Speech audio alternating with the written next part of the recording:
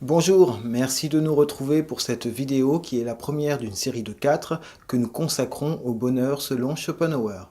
Dans cette vidéo introductive, nous retracerons à grands traits la biographie du philosophe.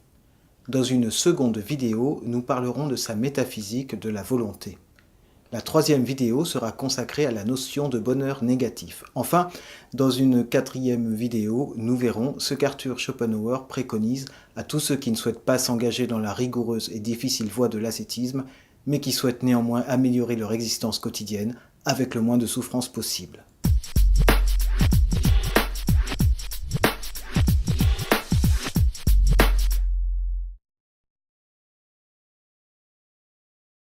De prime abord, il peut sembler tout à fait incongru de se tourner vers ce fer de lance du pessimisme qu'est Schopenhauer pour trouver une définition du bonheur.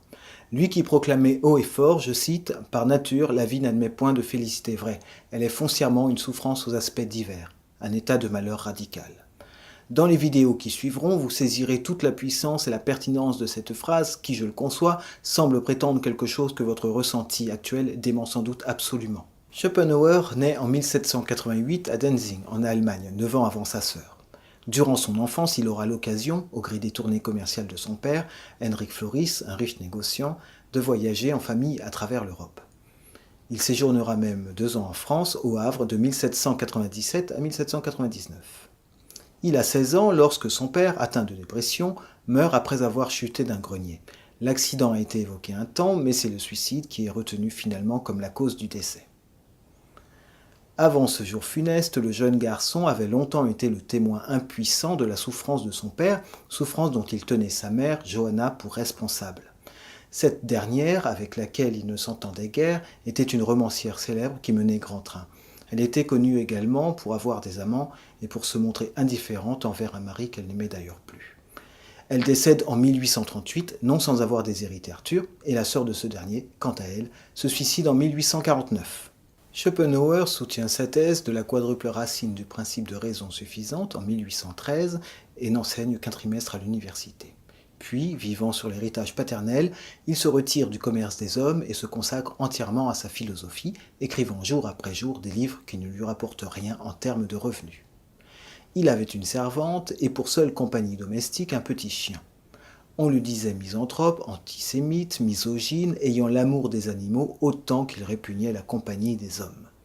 Ses journées étaient réglées à l'identique, et cela sans doute pour ne pas aggraver les nombreuses angoisses qu'on lui connaissait. L'art, et particulièrement la musique, était pour lui un moyen permettant à l'homme de s'affranchir du principe de raison, reléguant ainsi la science au rang d'illusion ouverte sur l'interprétation du monde, alors que par la contemplation, l'art s'ouvre à l'essence des choses.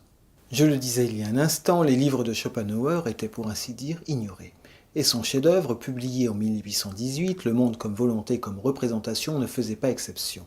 Ce n'est qu'à la fin de sa vie que le philosophe connaît enfin le succès.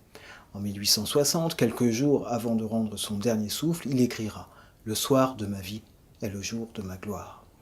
Il était alors âgé de 72 ans. De nombreux commentateurs voient dans la biographie de Schopenhauer, à tort je crois, la principale matière de sa philosophie.